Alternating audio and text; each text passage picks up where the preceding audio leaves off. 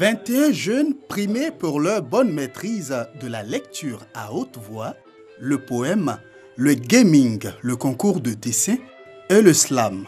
L'initiative est de l'association des livres pour tous. Cette année, le programme est plus axé sur les 10 ans d'action de l'association des livres pour tous en Côte d'Ivoire.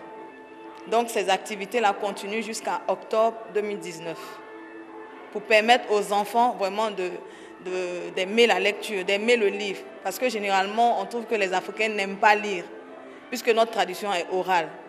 Alors que dans le livre, il y a beaucoup d'informations qui peuvent aider les enfants.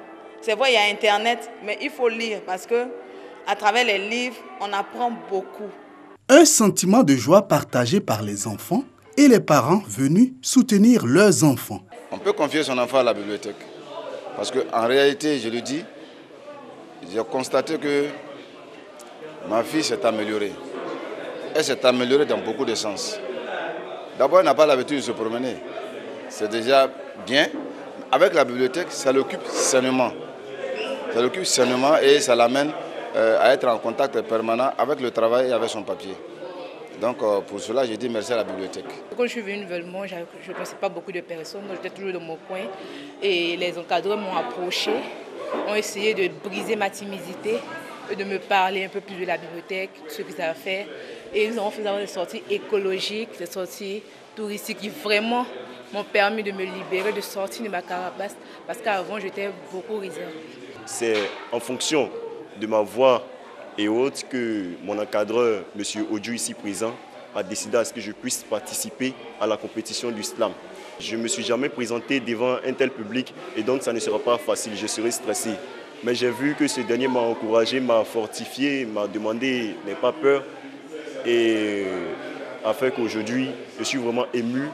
Le stress devant le public, ça c'est plus mon genre. L'association des livres pour tous aide les enfants à se familiariser avec le livre.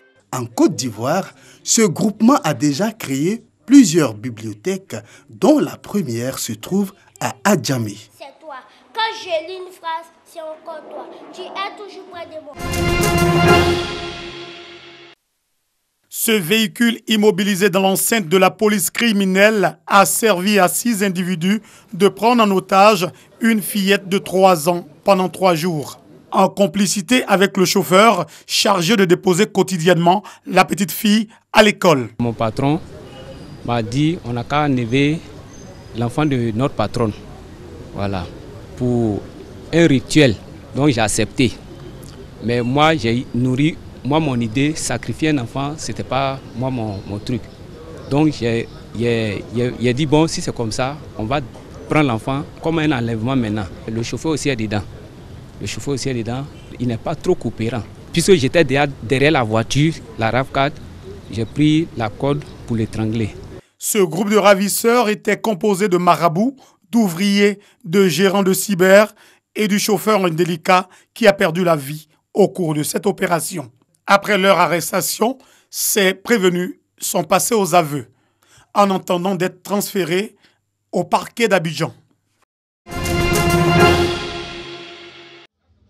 Ils sont au nombre de 28, composés de leaders politiques de la société civile, d'associations, des leaders religieux, dont 3 de la diaspora.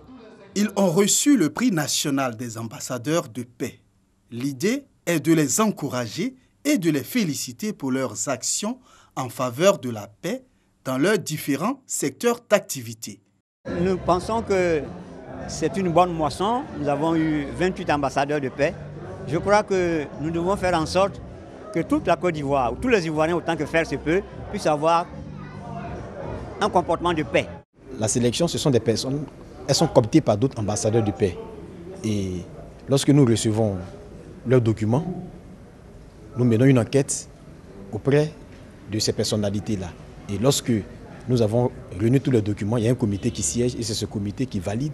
Et ensuite, ce dernier est sélectionné et ensuite, il est informé qu'il sera distingué ambassadeur de paix. Il prend ses dispositions pour venir assister à la cérémonie pour être distingué ambassadeur de paix.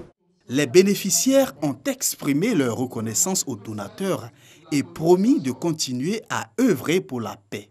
Toutes les personnes qui ont été désignées aujourd'hui, Madame Nifanta Tambla et d'autres, nous sommes dans des secteurs d'activité différents. Moi, je suis dans les médias, elle est entrepreneuse. Chacun dans son secteur, dans l'écosystème de son travail, a la possibilité justement d'apporter des messages de paix. Ça fait que ce sont des niches qui sont beaucoup plus efficaces que d'avoir des grands forats et de parler de paix. On peut le constater, c'est sur le modèle africain. On sait très bien que quand il y a un arbre à palabre, c'est plus facile de façon locale de résoudre des problèmes plutôt que de le résoudre de façon plus globale. Et puis surtout, pour mon cas d'être dans le domaine des médias et plus particulièrement de la radio, on sait le rôle que peuvent jouer les médias justement dans l'avènement de la paix. Je suis fier aujourd'hui d'avoir reçu cette distinction en qualité d'ambassadeur pour la paix universelle. Et je voudrais tout simplement remercier les membres de la Fédération pour la paix universelle pour cette distinction. Et dire que je suivrai comme il le faut la feuille de route en vue d'apporter toute mon énergie à la réalisation de la paix en Côte d'Ivoire et dans le monde entier. En plus de la paix, la Fédération pour la paix universelle, section Côte d'Ivoire, est une organisation qui œuvre également pour la cohésion sociale dans le pays et dans le monde.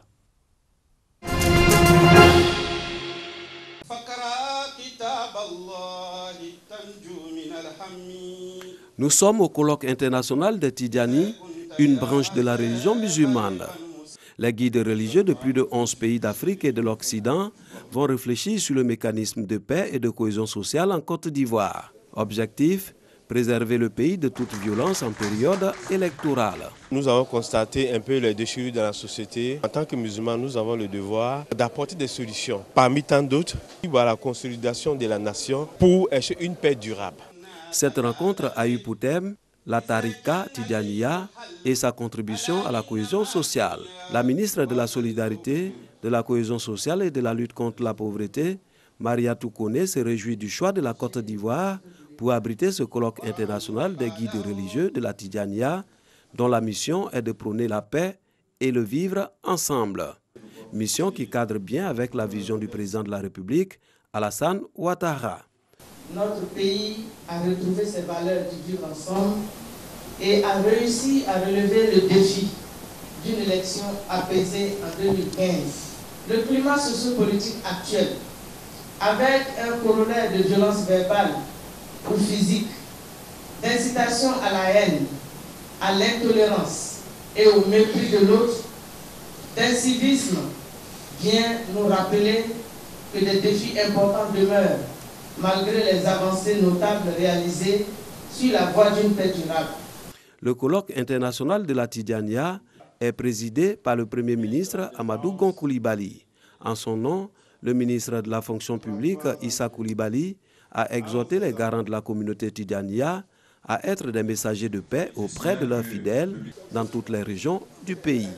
Venus de toutes les contrées de la Côte d'Ivoire, les participants et guides religieux de la Tidjaniya rassurent de la mise en œuvre des résolutions de ce colloque international. Il faut réconcilier les frères chaque fois qu'il y a un problème, travailler pour rapprocher ceux qui sont en conflit.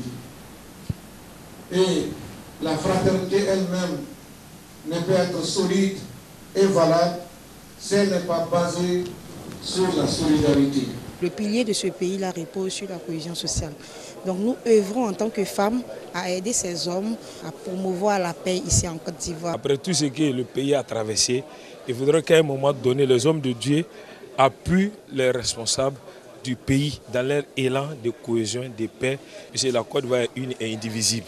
Il faudrait qu'on s'accepte mutuellement. Le colloque international des Tidjani sur la cohésion sociale, organisé par le Conseil fédéral des Tidjani de Côte d'Ivoire, va durer 2 jours. Les résolutions seront également remises aux autorités du pays.